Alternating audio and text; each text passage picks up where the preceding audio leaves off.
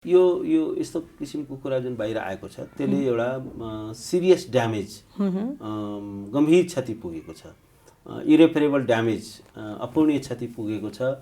यसमा अरु को पात्रहरू इन्भल्भ छन्, त्योसँग जोडिएका अरु को छन्। तर उहाँले त अडियोमा भन्नु भएको छ नि त, माथि सबै म मिलाउँछु, तपाईँ टेन्सन नगर्नु। अडियो सुन्दाखेरि त अलिकति यो कुरा त लगभग सबै कुरा सेट भइसकेको जस्तो देखिन्छ नि। अलिकति मलाई निराशा जस्तो हो, किनभने यो त इस्युलाई कहीँ डाइल्युट गर्न खोजिएको त होइन। किनभने 45 दिनको लामो समयपछि त अरू इस्युहरू आउला, यो फर्गटेन इस्यु जस्तो भएर जान्छ। आउने 25 वर्षसम्मको चाहिँ के हो भने राजनीतिक दलहरूले एकपछि यो पछि यो पछि यो भनेर त्यसरी प्लानिङ र होमवर्क गरिएको छ भनेपछि अब त्यहाँ कहाँ हुन्छ जस्टिस? आम नागरिकको समस्या समाधान हुने त यथावत छ हैन। जुन मुद्दामा फैसला हुनुपर्ने थियो, गर्नै पर्ने फैसलाहरू पनि भएको छैनन्। वर्षौंदेखि मान्छेहरू धाई छन्। त्यो पानीको मुहान नै दूषित भए जस्तो हुन्छ। अनि ब्याड पोलिटिक्सको चाहिँ हामी you are the victim of bad politics, corrupt politicians, integrity नभएका पोलिटिसियन्सहरू छन्। जो जति भ्रष्ट हुन्छ उति नै मान्छे फेरि चुनाव जित्छ। ओलीजीले गरेको संसदको विघटन थियो, त्यो सदर हुनेवाला थियो। भइ के थियो भने ओलीजीको सेटिङ चाहिँ भताभङ्ग हो। जस्टिसको मन्दिरमा, न्यायको मन्दिरमा यस किसिमको न्यायको व्यापार हुने कुरा चाहिँ के छ भने स्वीकार योग्य हुन सक्दैन। त्यो त लोकतन्त्रको पतन हो। कारवाही गर्नुपर्ने न्यायाधीशहरूलाई, कारवाहीमा परेका न्यायाधीशहरूलाई चाहिँ के छ भने हाइकोर्टमा जज बनाइदिन्छ। किन यस्तो माहौल बनाइदिन्छ? किन यस्तो माहौल हुँदैछ भन्नु त तपाईहरुले? वास्तवमा यो चाहिँ एउटा दुर्भाग्यजनक। र त्यसमा पनि चोलेन्द्र शमशेर राणाजीको पालामा त सिरियस ड्यामेज हो। उहाँले त कुनै कसर नै बाँकी राख्नु भएन। अब करप्ट मान्छेहरू यति स्मार्ट हुन्छन् कि उनीहरूले जस्तो सुकै फुल प्रुफ सिस्टमलाई पनि म्यानिपुलेट गर्न सक्दा रहेछन्। जस्तो सर्वोच्च अदालतको फैसलाहरू एकदमै सीमित फैसलाहरू मात्रै त्यो प्रकाशित हुन्छ, पब्लिक डोमेनमा आउँछ। हाई कोर्टको फैसला त प्रकाशितै हुँदैन, डिस्ट्रिक्ट कोर्टको फैसला प्रकाशितै हुँदैन। अब यो बिचमा पनि सेटिङ गर्नेवालाहरू सेटिङ गर्दो रहेछन्। मान्छेहरू यति स्मार्ट यो बिचौलियाहरू छन् कि त्यसको चाहिँ के छ भने कुनै वर्णनै गर्न सक्नुहुन्न। अब आफै न्याय परिषदको सदस्य छ, आफ्नै ज्वाइँ, आफ्नै साला, आफ्नै जेठानलाई नियुक्ति गरिरहेको छ। हामीले खुलेआम उहाँमाथि आरोप लगायौँ कि उहाँले एउटा बिचौलियाहरूको सञ्जाल क्रिएट गर्नुभएको छ। त्यो बिचौलियाहरूको सञ्जालमा कानुन व्यवसायहरू पनि संलग्न छन्। केही कानुन व्यवसायहरू पनि लाई पनि उहाँले परिचालन गर्नुभएको छ। चोलेन्द्र शमशेर राणाले जसरी बिचौलिया तन्त्र स्थापित गर्नुभएको थियो र त्यो चाहिँ प्रमाणित भएर आएको छ।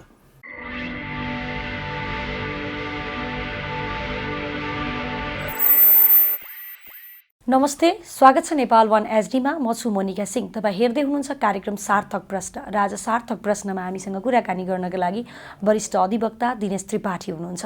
पछिल्लो समय न्यायाधीशको विषय फेरि पनि एकपटक चर्चाको विषय रहेको छ। कहिले कुन न्यायाधीश, कहिले कुन न्यायाधीश, कहिले प्रधान न्यायाधीश, विभिन्न घटनाहरू अदालतभित्र, न्याय परिषदभित्र आइ नै रहन्छ। एउटा यस्तो अडियो भाइरल भएको छ या सामाजिक सञ्जालमा छ्यापछ्याप्ती आएको छ जुन अडियोले आम नागरिकलाई तरङ्गित बनाएको छ, न्याय प्रणालीलाई तरङ्गित बनाएको छ, प्रश्न उब्जिएको छ। एउटा यस्तो व्यक्तिको बचाउका लागि भनौँ या एउटा यस्तो व्यक्तिलाई बचाउनका निमित्त पैसाको सेटिङ गरिरहेको अडियो केही समय अगाडि सामाजिक सञ्जालमा छ्यापछ्याप्ती भाइरल भएको छ। त्यस्तो कन्डिसनमा या त्यस्तो अवस्थामा चाहिँ न्यायाधीशमाथि र त्यो लबिङ गर्ने व्यक्तिमाथि कस्तो कारबाही हुनुपर्छ? अब न्याय प्रणाली कुन दिशातर्फ गइरहेछ? देशको न्याय प्रणालीले कस्तो भूमिका खेल्नुपर्ने हो? खासमा विभिन्न तमाम समसामयिक न्याय प्रणालीसँग केन्द्रित रहेर कुराकानी गर्नेछौँ। स्वागत गरौँ नेपाल वन एचडीमा दिनेश त्रिपाठीलाई। स्वागत छ नेपाल वन एचडीमा। धन्यवाद। आरामै हुनुहुन्छ? हजुर, ठिक छु। पछिल्लो समय न्यायाधीशको विषय एकदम चर्चाको विषय बनेको छ होइन? अझ न्यायाधीशले घुस मागेको एउटा अडियो भनौँ या घुसको लागि एकाअर्कामा कुराकानी भइरहेको अडियो यति बेला सामाजिक सञ्जालमा निकै चर्चाको विषय छ। खासमा किन त्यस्तो भइरहेछ? न्यायालय होइन, न्यायाधीशहरू विवादमा दिन प्रतिदिन तानिनुको कारण चाहिँ के हो? अब यो धेरै नै लज्जाजनक कुराहरू बाहिर आयो, शर्मनाक कुरा आयो। मेरो विचारमा it's a matter of national same. यो राष्ट्रिय लज्जाको विषय हो। यो खालि न्यायपालिकाको मात्रै कुरो छैन, यो एउटा राष्ट्रकै लागि पनि दुर्भाग्यजनक कुरा हो। किनभने कुनै पनि आधुनिक राज्यको, एउटा लोकतान्त्रिक राज्यको एउटा आधारभूत कर्तव्य, आधारभूत भूमिका नै न्याय सुनिश्चित गर्नु हो। र न्यायको सुनिश्चितताको लागि जुडिसियल डिपार्टमेन्टको अथवा जुडिसियरीको इन्टिग्रिटी, त्यसको पवित्रता चाहिँ स्थापित हुनु जरुरी छ। जबसम्म न्याय विश्वसनीय हुँदैन तबसम्म र आम नागरिकलाई न्यायको अनुभूति हुँदैन तबसम्म लोकतन्त्र सुदृढ हुँदैन र तबसम्म विधिको शासन पनि फङ्सन गर्दैन। त्यसकारण न्यायिक विश्वसनीयता, त्यसको पवित्रता, त्यसको पारदर्शिता र त्यसको सुशासन कुनै पनि लोकतान्त्रिक समाजको लागि आधारभूत तत्त्व हो। अब अहिले वास्तवमा के हो भने हामी कानुन व्यवसायहरूले धेरै पहिलेदेखि नै आन्दोलन गर्दै आएका थियौँ र यो बिचमा यो आन्दोलन उत्कर्षमा पुगेको थियो। किनभने योभन्दा अगाडि प्रधान न्यायाधीश जुन हुनुहुन्थ्यो चोलेन शमशेर राणा, हामीले खुलेआम उहाँमाथि आरोप लगायौँ कि उहाँले एउटा बिचौलियाहरूको सञ्जाल क्रिएट गर्नुभएको छ। त्यो बिचौलियाहरूको सञ्जालमा कानुन व्यवसायीहरू पनि संलग्न छन्। अब अरू कानुनी पेसाभन्दा बाहिरका व्यक्तिहरू पनि संलग्न छन्, जजेसहरू पनि संलग्न छन्।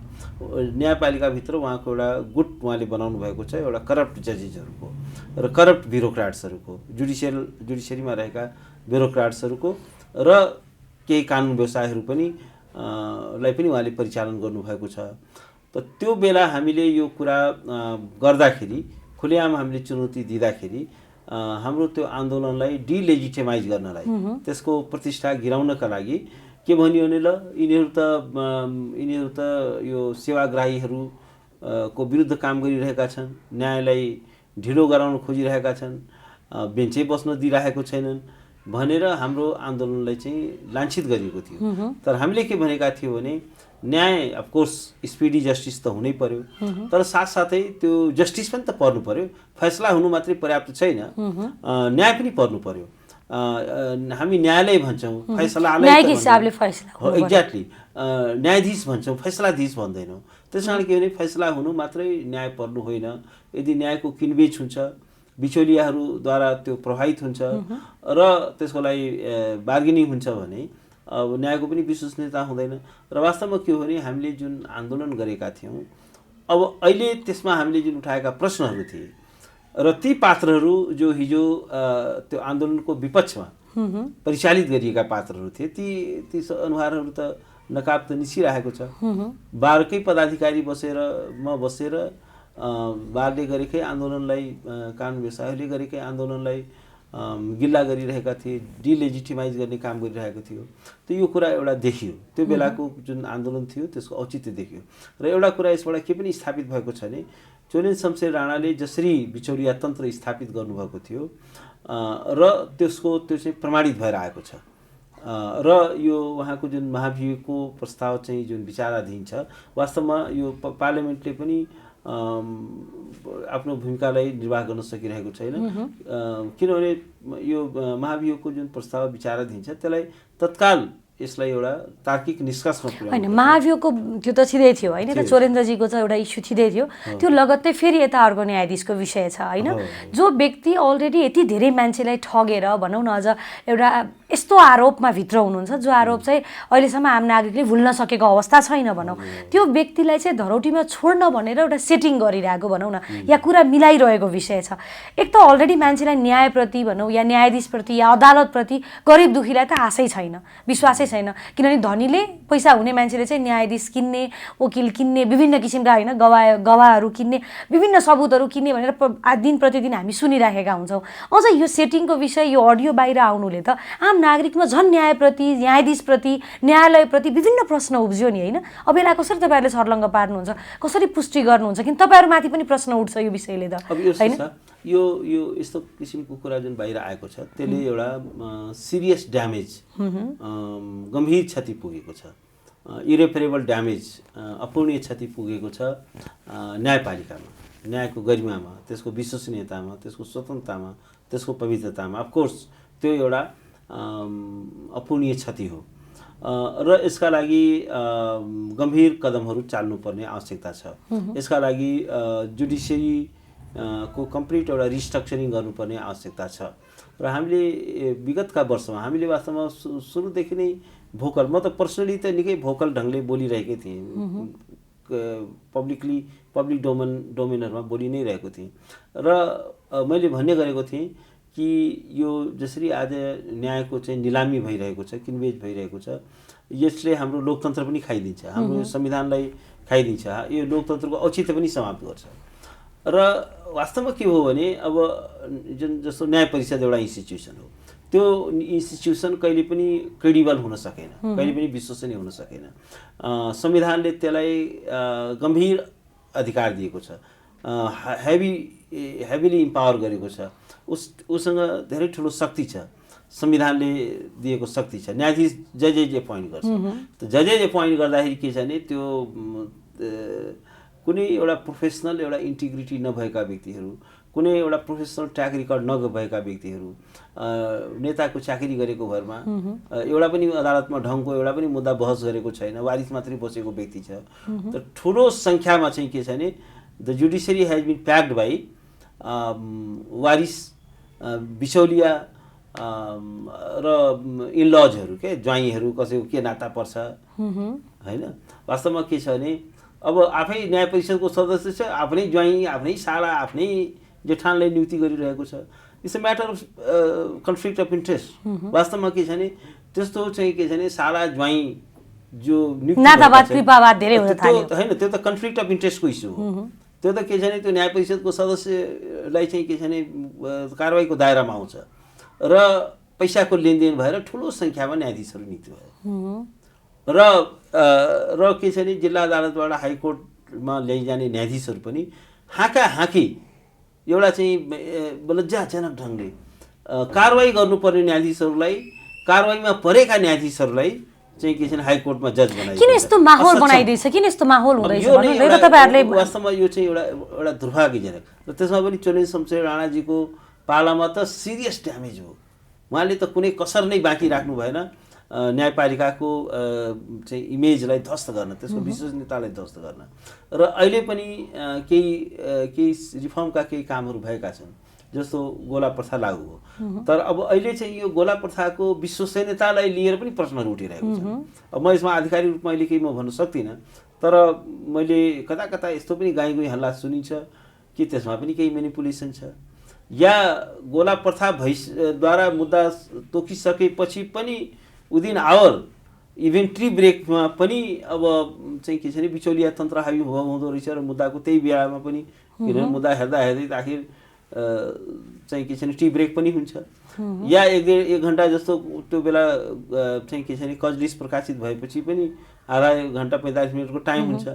अब यो बिचमा पनि सेटिङ गर्नेवालाहरू सेटिङ गर्दो रहेछन्। मान्छेहरू यति स्मार्ट यो बिचौलियाहरू छन् कि त्यसको चाहिँ के छ भने कुनै वर्णनै गर्न सक्नुहुन्न त।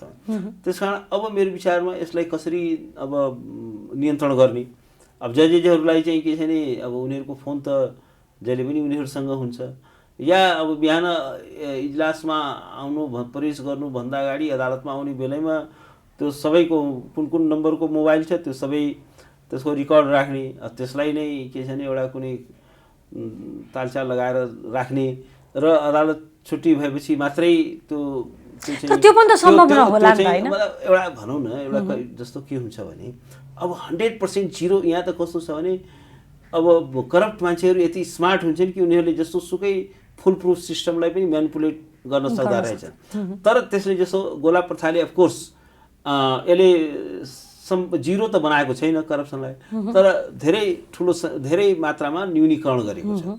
तर यसलाई अझै न्यूनीकरण गर्नको लागि अरू के उपायहरू अवलम्बन हुन सक्छ। अब अहिलेसम्म त गोला प्रथा छ, अब अटोमेसन सिस्टम छैन, अब चाँडै नै अब अटोमेसन सिस्टममा जानुपर्ने स्थिति हुन आउँछ। अटोमेसनमा जाँदाखेरि त्यसले अलिकति सुधार गर्ला, त्यसले न्यायिक सुशासन र पारदर्शितामा अलिकति अर्को फड्को ल्याउला। अब त्यस्ता अरू के उपायहरू हुन सक्छ? जजहरूको कन्टिन्युअस सम्पत्तिहरू छानबिन गर्ने, एभ्री इयर उनीहरूको चाहिँ अपडेटहरू चाहिँ के छ भने वेबसाइटमा राख्नुपर्ने, सेवा प्रवेश गरेदेखि रिटायर हुँदाखेरि पनि उसको सम्पत्तिको विवरण पनि त हुनु पर्यो नि हैन। त त्यस कारण यो सारा कुराहरूको इभेन नजिकको क्लोज रिलेटिभ्सहरूको सम्पत्ति पनि, यहाँ त के छ भने क्लोज रिलेटिभ्सहरूको नाममा सम्पत्तिहरू लेखाउने काम हुन्छ। त्यस कारण अब यो र अर्को कुरा के छ भने जजेसहरूको जुन फैसला छ, आदेश छ, एउटै जजले यो सेम प्रकृतिको मुद्दामा एक किसिमले आदेश गर्छ, फेरि सेम जजेसले सेम प्रकृतिको सेम फ्याक्ट प्याटर्न भएको मुद्दामा त्योसँग विपरीत आदेश पनि गरिरहेको हुन्छ। हो, त्यस्तो चाहिँ ज्युरिमेट्रिक स्टडीहरू पनि हुनु पर्यो हरेक जजेसहरूको फैसलाहरू। जस्तो न्यायाधीशले फैसला गर्छ, अब त्यसमा कुनै तर्क नै हुँदैन। तपाईँ अधिकांश फैसला हेर्नुहोस्, there is no judicial reasoning. यस्तो दरिद्र एउटा बौद्धिक दरिद्रता पनि देखिन्छ। र एउटा कुरा के छ, पारदर्शी तरिकाले त्यहाँ चाहिँ जजेस लयरहरूले के क्वेसन्सहरू रेज गरे, त्यो किन चाहिँ जजले त्यो कुरालाई त्यो स्वीकार गर्यो या स्वीकार गरेन, त्यसको पछाडिको पर्याप्त रिजनिङ, त्यो मुद्दामा प्रस्तुत भएका जुन प्रमाणहरू छन् त्यसको एउटा चाहिँ विवेचना हुनु पर्यो। मुद्दामा प्रस्तुत भएका नजिरहरूको पनि विवेचना हुनु पर्यो। किन यो नजिर पर्टिकुलर केसमा आकर्षित हुन्छ भने के कारणले आकर्षित भयो, आकर्षित हुँदैन भने के कारणले आकर्षित भएन, त्यसको एउटा फुल रिजनिङ आउनु पर्यो। तपाईँ हेर्नुहोस्, फैसला हेर्नुहोस्, लास्टको 3 लाइनमा यसो भए तापनि यसो गरिरहन नमिल्ने, there is no judicial reasoning जस्तो भनौँ न हैन। यो सबै कारणले गर्दाखेरि यो चाहिँ करप्सन चाहिँ मौलाएको छ। र एउटा कुरा म के पनि भन्न चाहन्छु भने, अब केही जस्तो सर्वोच्च अदालतको फैसलाहरू एकदमै सीमित फैसलाहरू मात्रै त्यो प्रकाशित हुन्छ, पब्लिक डोमेनमा आउँछ, र बाँकी फैसलाहरू त्यो प्रकाशितै हुँदैन। अलिअलि उहाँहरूले राम्रो आफूले गरेको फैसलाहरू चाहिँ उहाँहरू प्रकाशित गर्नुहुन्छ, र अरू खराब फैसलाहरू चाहिँ कहिले पनि प्रकाशित हुँदैन। हाई कोर्टको फैसला त प्रकाशितै हुँदैन, डिस्ट्रिक्ट कोर्टको फैसला प्रकाशितै हुँदैन। म अमेरिकामा पढ्थेँ, मैले त्यहाँ देखेँ, मलाई त्यो बेला नै एउटा लाग्थ्यो, त्यहाँ त के हुन्छ भने एउटा सानो एउटा एडमिनिस्ट्रेटिभ कोर्टको हरेक डिसिजन मात्र होइन कि त्यसको एउटा अर्डरहरू सबै चाहिँ के छ भने वेबसाइटमा राख्नुपर्ने हुन्छ, पब्लिक डोमेनमा आउँछ। अरू कोर्टहरूको त कुरै नछोड्नु, सुप्रिम कोर्टका सबै डिसिजन्सहरू, कोर्ट अफ अपिलका सारा डिसिजन्सहरू, डिस्ट्रिक्ट कोर्टका, सर्किट कोर्टका जम्मै इच एन्ड एभ्री चाहिँ के छ भने order has to be publish. त्यसले एउटा के गर्छ भने न्यायिक एउटा पारदर्शिता गर्छ, त्यस्तो जुडिसियल रिजनिङ। र अब यहाँ त के हुन्छ भने त्यो खराब फैसलाहरू कहिले पनि प्रकाशित हुँदैन, त्यसको पब्लिक डोमेनमा पनि आउँदैन। त यो सबै कुराहरू चाहिँ गरियो भने मलाई के लाग्छ भने, किनभने जस्टिस भनेको बडो इम्पोर्टेन्ट कुरा छ। आकाशै खसे पनि जस्टिस चाहिँ हुनुपर्छ, जस्टिसको विकल्प छैन। जुन समाजमा जस्टिस इन्स्योर हुन सक्दैन त्यो समाज, त्यो चाहिँ नेसनले प्रोग्रेस गर्दैन, त्यो समाजले पनि प्रोग्रेस गर्दैन, र डिके हुन थाल्छ र कोल्याप्स हुन्छ, फेल नेसन हुन्छ। त्यस कारण के हो भने जहाँ रुल अफ ल छैन, जहाँ चाहिँ गुड गभर्नेन्स छैन, जहाँ इम्प्युनिटी छ, दण्डहीनता छ, त्यहाँ चाहिँ त्यो नेसनले कहिले पनि प्रोग्रेस गर्दैन। जस्तो भनौँ न हैन, 3 जनालाई चाहिँ समिति, छानबिन समिति गठन गरिएको छ हैन। चोलेन्द्र शमशेरजीको अझैसम्म पनि अघि नै मैले भने जसरी के हो, टुङ्गो नै लागेको छैन हैन। यो 3 जना समितिमा रहेका व्यक्ति पनि तपाईहरुसँगै नजिक भएका, या भनौँ न तपाईहरुकै इर्दगिर्द तपाईहरुले चिनिरहेका व्यक्ति नै हुन्छन् हैन। उहाँहरूले न्याय गर्नुहुन्छ भनेर आश गर्न त हामी सक्ने अवस्थामै छैनौँ, किनभने पछिल्लो समयको घटनाक्रमले त न्याय गर्ने या यहाँहरूले चाहिँ साँच्चीकै छानबिन सही ढङ्गले गर्नुहुन्छ भन्ने त हामीसँग त आधारै छैन हैन। उहाँहरूले गर्नु होला भन्ने आश लाग्छ तपाईलाई? त्यस्तो त मलाई लाग्दैन। एउटा चाहिँ के छ भने यो ओपन एन्ड ट्रान्सपरेन्ट प्रोसेस हो। अब उहाँहरूले जिम्मेवारी दिएको छ, उहाँहरूको पनि एउटा एकाउन्टेबिलिटी छ, उहाँहरूको आफ्नै पनि क्रेडिबिलिटीको कुरा छ, जुडिसियल करियरको कुरो छ। त्यस कारण अब दिनलाई रात बनाउनु त सक्छन् जस्तो मलाई लाग्दैन। अहिले नै म अविश्वास गर्न चाहन्न। अहिले उहाँहरूको काम हेरौँ। र एउटा कुरा म के भन्छु भने, मलाई हिजो जब यो न्युज सुने कि 45 दिनको समय दिएको छ, अलिकति मलाई निराशा जस्तो भयो। किनभने यो त इस्युलाई कहीँ डाइल्युट गर्न खोजिएको त होइन, किनभने 45 दिनको लामो समयपछि त अरू इस्युहरू आउला, यो फर्गटेन इस्यु जस्तो भएर जान्छ। कहिलेकाहीँ चाहिँ के हुन्छ भने इस्युलाई डाइल्युट गर्नको लागि एउटा छानबिन समिति बनाइन्छ र लामो समय कार्यावधि दिन्छ भन्ने लागेको थियो। तर एउटा कुरा म उहाँलाई एउटा चाहिँ गुड फेथमा उहाँलाई म एउटा चाहिँ के भन्न चाहन्छु भने, त्यो उहाँहरूले अब चाहिँ ठिकै छ 45 दिनको समय पाइहाल्नु हो। 45 दिनको समयमा उहाँहरूले यसको चाहिँ गहन अनुसन्धान गर्नु पर्यो, गहन विश्लेषण गर्नु पर्यो। यसमा अरू को पात्रहरू इन्भल्भ छन्, त्योसँग जोडिएका अरू को छन्। तर उहाँले त अडियोमा भन्नुभएको छ नि त, माथि सबै म मिलाउँछु, तपाईँ टेन्सन नगर्नु। अडियो सुन्दाखेरि त अलिकति यो कुरा त लगभग सबै कुरा सेट भइसकेको जस्तो देखिन्छ नि। यति लामो समय त्यति चाहिँदैन, किनभने प्रत्यक्षम किम प्रमाणम भने जस्तो अब अडियोमा आएकै छ कुरो, अब आवाजै मेरो होइन भन्न सक्ने अब अवस्था के कति त्यो मलाई लाग्दैन।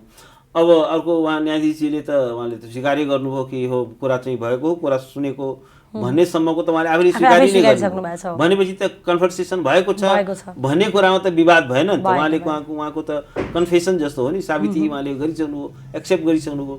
भनेपछि अब यत्रो यसमा धेरै लम्बे तान त्यत्रो छानबिनको आवश्यकता छैन। छानबिन कहाँनिर छ भने यसमा इन्भल्भ भएका अरू कुन कुन पात्रहरू छन् र अब यससँग जोडिएका अरू कुराहरू पनि आउन सक्छन्। किनभने ती न्यायाधीशले गरेका अरू आदेशहरू, अरू फैसलाहरूलाई पनि एउटा स्क्रुटनीमा राख्नु पर्यो। र त्यो वकिलले गरेका अरू मुद्दाहरूमा भएको कुराहरूलाई पनि राख्नु पर्यो, त्यसलाई पनि छानबिनको दायरामा ल्याउनु पर्यो र त्यसमा अरू कुन पात्रहरू जोडिएका छन्, केहरू जोडिएका छन्, किनभने आखिर यो प्रस्ताव कहाँबाट आयो, कसरी आयो, के आयो, अब धेरै कुरा त ब्याकग्राउन्डमा छ नि त। त्यस कारण के छ भने यसमा धेरै पात्रहरू पनि तानिन सक्छन्। त्यस कारण अब के हो भने घटनाको तहसम्म पुगेर एउटा क्रेडिबल इन्भेस्टिगेसन हुनु पर्यो र त्यसबाट जिरो टलरेन्स, म त के भन्छु भने जुडिसियल करप्सन मा there has to be zero tolerance, शून्य सहिष्णुताको नीति हामीले अख्तियार गर्नुपर्छ। कुनै पनि किसिमको करप्सन स्वीकार योग्य हुन सक्दैन र त्यो अनिवार्य रूपमा दण्डित हुनुपर्छ, अनिवार्य रूपमा कानुनको दायरामा ल्याउनुपर्छ। ल ब्रेकर, किनभने जस्टिसको मन्दिरमा, न्यायको मन्दिरमा यस किसिमको न्यायको व्यापार हुने कुरा चाहिँ के छ भने स्वीकार योग्य हुन सक्दैन। त्यो त लोकतन्त्रको पतन हो, विधिको शासनको पतन हो। र अब एउटा न्यायको मन्दिरको एउटा पुजारी भनेको न्यायाधीश आफै हो, वकिल आफै हो। त न्यायका मन्दिरका पुजारीहरूबाट नै न्याय एउटा कहानी नै छ नि, उखानै छ नि भनौँ न। जस्तो भनिन्छ नि, दिनभरि पक्ष प्रतिपक्ष भए जसरी भनौँ या अपोजिट भएर वार्ता गर्ने, डिस्कसन गर्ने, भनौँ न अझ केसहरू लिने, अनि राति चाहिँ होटलमा बसेर मजाले त्यही वकिलहरू त्यही न्यायाधीशहरू बसेर मजाले खानपिन गर्ने, रमाइलो गर्ने। अब त विश्वासै छैन भनेर आम नागरिकले एउटा त्यो चर्चा पनि पछिल्लो समय एकदमै कमायो, वकिलहरूलाई लिएर, न्यायाधीशहरूलाई लिएर, होइन। अनि झन् यो कुराहरू आइराख्दाखेरि, यस्तो कुराहरू भइराख्दा केही समय अगाडि चोलेन्द्रजी, अहिले फेरि यहाँ कोइरालाजीको कुराहरू आइराख्दाखेरि काहीँ न काहीँ फेरि पनि आम नागरिकले बारम्बार सबैभन्दा बढी विश्वास गरेको पात्र भनौँ या न्याय पाउँछु कि भनेर एउटा ढोका ढकाउने ठाउँमा नै बारम्बार प्रश्न उठ्नु र प्रश्न उठिसकेपछि त्यसको सही ढङ्गले निष्कर्ष ननिक्लिनु या सही ढङ्गले भनौँ न के कारबाही गर्नुपर्ने थियो, उहाँहरू कुन कारबाही हुन्छ भने कारबाही कस्तो किसिमको हुनुपर्ने थियो, त्यो सही ढङ्गको कारबाही नभएका कारणले दिन प्रतिदिन झन् यो न्यायालयभित्र पनि झन् घिचलो हुँदै गएको होइन त के हो खासमा भन्नु न। अब यस्तो छ होइन, यस्तो के हुन्छ भने यस्तो किसिमको जुन प्रवृत्ति हो यो कुरा स्वीकार योग्य हुन सक्दैन। जो कोही पनि करप्सनको केसमा इन्भल्भ छ भने त्यो अनिवार्य रूपमा दण्डित हुनुपर्छ। अब त्यो भनेर साराका सारा वकिलले एउटै डालोमा पनि राख्न मिल्दैन, साराका सारा न्यायाधीशहरूलाई एउटै डालोमा पनि राख्न मिल्दैन। यसमा चाहिँ के छ भने केस स्पेसिफिक हुनु पर्यो, कुन चाहिँ वकिलको कुन चाहिँ ल ब्रेक कहाँनिर इन्भल्भमेन्ट छ, कुन चाहिँ न्यायाधीशको कहाँ इन्भल्भ छ। साराका सारा एकैचोटि जम्मै करप्सन भनेर पनि भन्न मिल्दैन। अब वकिलहरूको बिचमा खानपान भयो भन्ने कुरा त्यो त के हुन्छ भने भेटघाट, त्यो त वकिलहरूको झगडा होइन नि, त्यो त उसले त रिप्रेजेन्ट गर्ने हो नि आफ्नो क्लाइन्टलाई।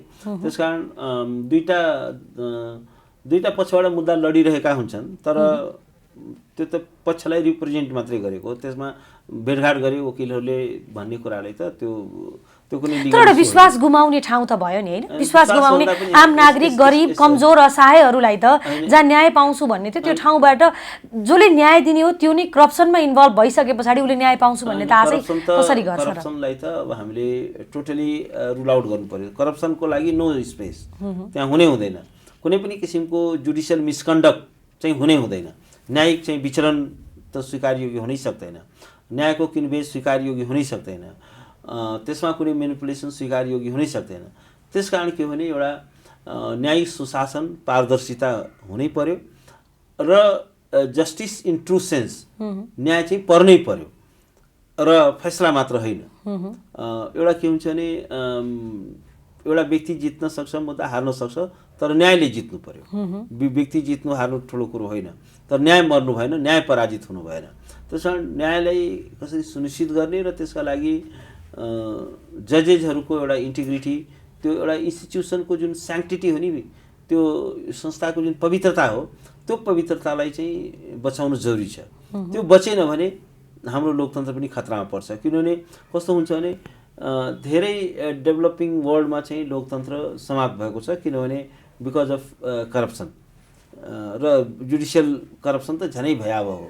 किनभने यस्तै स्थितिमा के हुन्छ भने नागरिकहरू जब एउटा पिसफुल तरिकाले कानुनलाई टेकेर जबसम्म न्याय सुनिश्चित हुने वातावरण बन्दैन, अनि त्यसपछि चाहिँ के हुन्छ भने त्यो समाजमा कलह र शान्ति हुन्छ, मान्छेले चाहिँ गुन्डाहरू हायर गर्न थाल्छ र गुन्डाराज स्थापित हुन्छ। यदि चाहिँ के छ भने रुल अफ ल भएन भने त्यहाँ चाहिँ रुल अफ जङ्गल हुन थाल्छ। त्यसमा त्यो त अब गर्नै पर्छ। अब यसको लागि मलाई के लाग्छ भने यो जुन घटना घट्यो एकदमै यसको सजाय के हुनुपर्छ खासमा भन्ने भने अझ एकदम पोइन्टमै भन्नु पर्दाखेरि सजाय त के हो भने अब न्यायाधीश त अफकोर्स बर्खास्त अहिले निलम्बित भएको छन्, बर्खास्त हुनै पर्यो।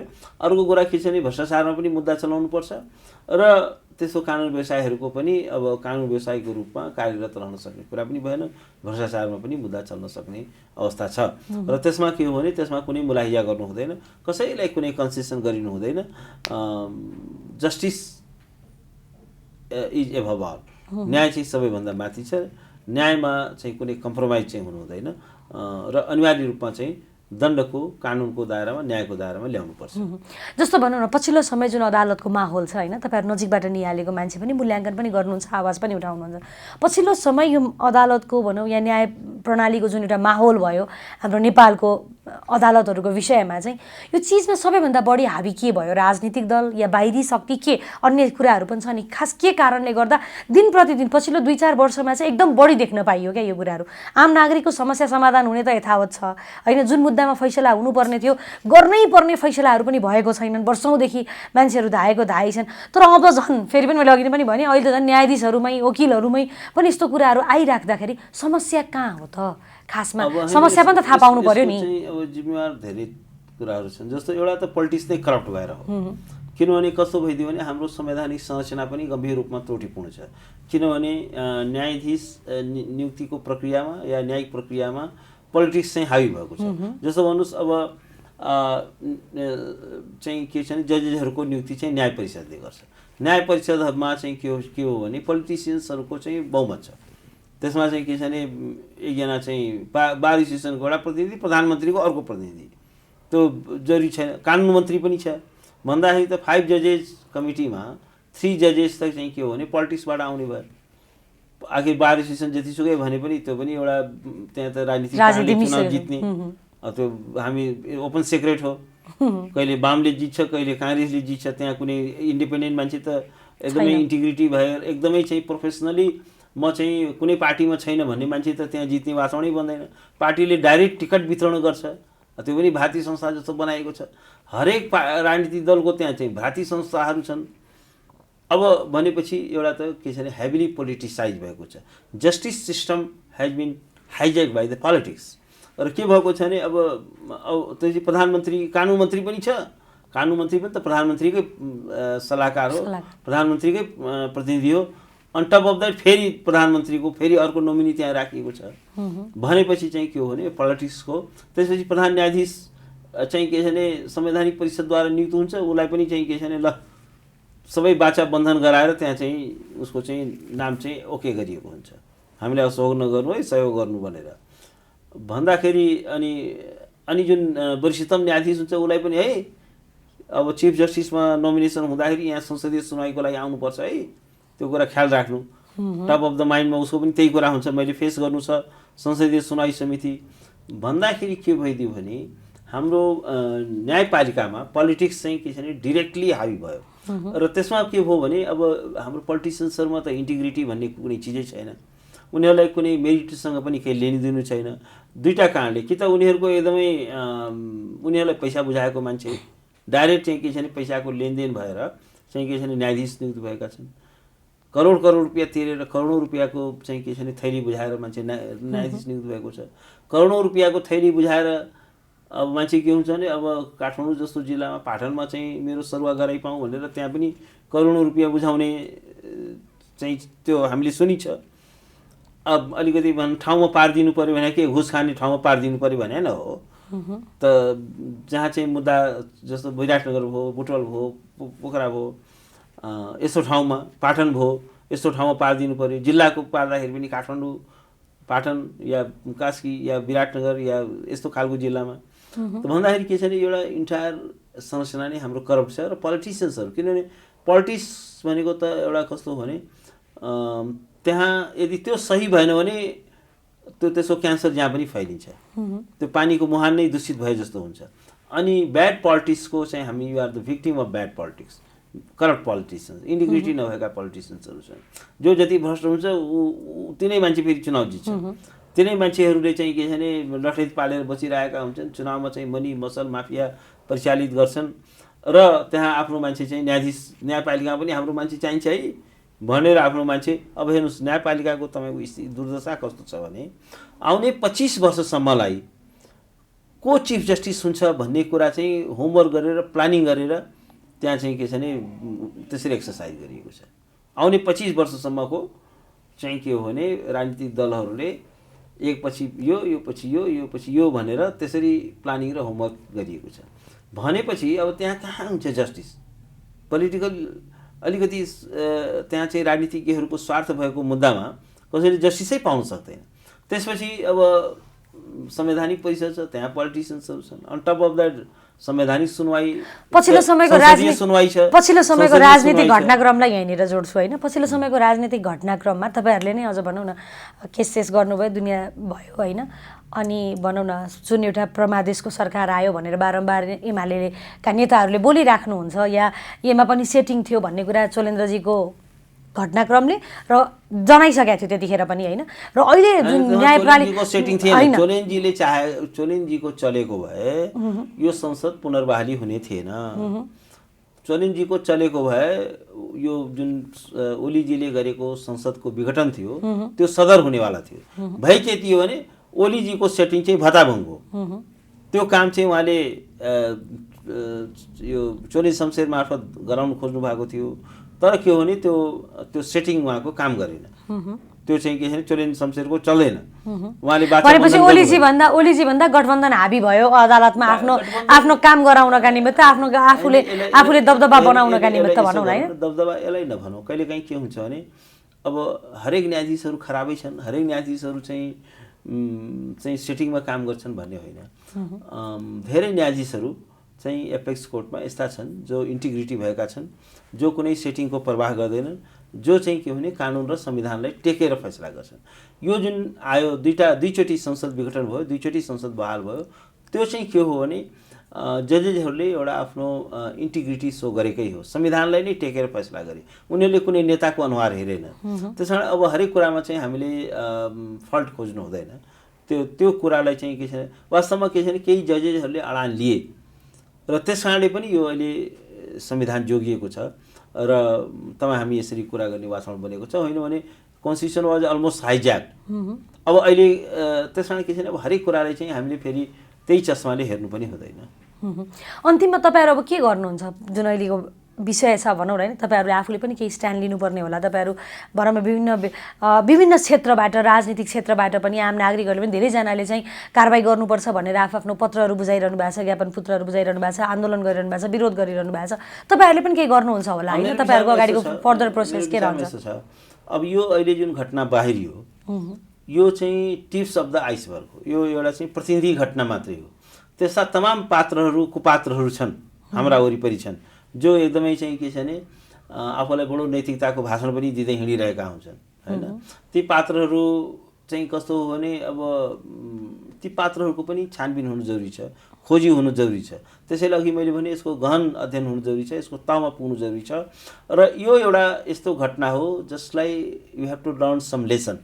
अब यसलाई चाहिँ के छ भने एउटा जुडिसियल रिफर्म को एउटा सुरुवात यो घटनाले गरोस् भन्ने म चाहन्छु। र यसबाट हामीले चाहिँ के छ भने एउटा कस्तो किसिमको इन्स्टिट्युसनल एरेन्जमेन्ट कस्तो किसिमको क्रिएट गर्ने, कस्तो किसिमको संयन्त्रहरू संरचनाहरू क्रिएट गर्ने। जस्तो म त यसमा सबभन्दा ठुलो फेलर चाहिँ न्याय परिषदको देख्दछु। तहमा फेलर छ। पहिलो कुरो गलत व्यक्तिहरूलाई जजे एपोइन्ट गर्नमा यही न्याय परिषद जिम्मेवार छ। जो भ्रष्ट व्यक्तिहरू छन्, बिचौलियाहरू, असक्षम व्यक्तिहरूलाई ठुलो सङ्ख्यामा न्यायाधीश नियुक्त गरिएको छ। अर्को कुरा के हो भने यो न्याय परिषदले आखिर जजेसहरूलाई डिसिप्लिन गर्ने काम चाहिँ न्याय परिषदले गर्छ। संविधानले त्यो शक्ति दिएको छ, त्यो पावर दिएको छ। त्यसले के गर्छ भने जजेसहरूले चोख्याउने काम गर्छ। गम्भीर क्रेडिबल ठिकै छ, कुनै उजुरीहरू त्यसै रिस उठेर पनि उजुरी हाले हुन्छन् मान्छेहरूले, मुद्दा आयो भने यो न्यायाधीश खराब हो, यो घुस खायो भन्छन्। तर क्रेडिबल उजुरीहरू जुन सप्रमाण छन् त्यसको त छानबिन हुनु पर्यो नि, अनुसन्धान हुनु पर्यो नि। सबका सब उजुरीहरूलाई चाहिँ के छ भने चाहिँ तामिलीमा पठाउने, कसैको माथि छानबिन नगर्ने, कसैमाथि पनि कारबाही नगर्ने, कुनै एकदमै मिडियामा बडो धेरै नै अब आयो भने चाहिँ अलिकति न्याय परिषदले गर्छ। त न्याय परिषदले कहिले पनि एउटा प्रोएक्टिभली त्यो छानबिन पनि गर्दैन र परेका आफूले प्रोएक्टिभली छानबिन गर्नु त परै जाओस्, कमसेकम परेका उजुरीहरूलाई त एउटा प्रपरली चाहिँ एउटा सम्बोधन गर्नु पर्यो, रेस्पोन्ड गर्नु पर्यो, त्यो पनि गर्दैन। त्यस कारण के छ भने अब न्याय परिषदले चाहिँ के छ भने एउटा कन्टिन्युअस एउटा ओभरसाइट, एउटा वाचडगको रूपमा काम गर्नु पर्यो। र किनभने अब यो जुडिसियरीभित्र भएको कुरामा एकैचोटि अख्तियार यिनीहरूले हात हाल्न सक्दैन, किनभने जुडिसियल इन्डिपेन्डेन्सको कुरा आउँछ। त्यस कारण तर न्याय परिषदले आफूभित्र त्यस्तो मेकानिजम्सहरू, संयन्त्रहरू विकसित गर्नु पर्यो, कन्टिन्युअस चाहिँ अनुगमनहरू गर्नु पर्यो, फैसलाहरूको अध्ययन गर्नु पर्यो र बार एसोसिएसन पनि प्रभावकारी हुनु पर्यो। बार एसोसिएसन पनि खालि अरू पोलिटिक्स गर्छ तर यस्तो कुराहरूमा कुनै ध्यान छैन। यसको बारेमा चाहिँ के छ भने सिनियर जजेस लयरहरूको एउटा चाहिँ कमिटीहरू बनाइनुपर्छ, फैसलाहरूको अध्ययन गरिनुपर्छ, हरेक फैसला त्यसको चाहिँ छानबिन गर्नुपर्छ, त्यसको बारेमा चाहिँ रिपोर्ट्सहरू बाहिर आउनुपर्छ र त्यो कुरामा चाहिँ के छ भने बार एसोसिएसन पनि के छ भने प्रभावकारी हुनुपर्छ।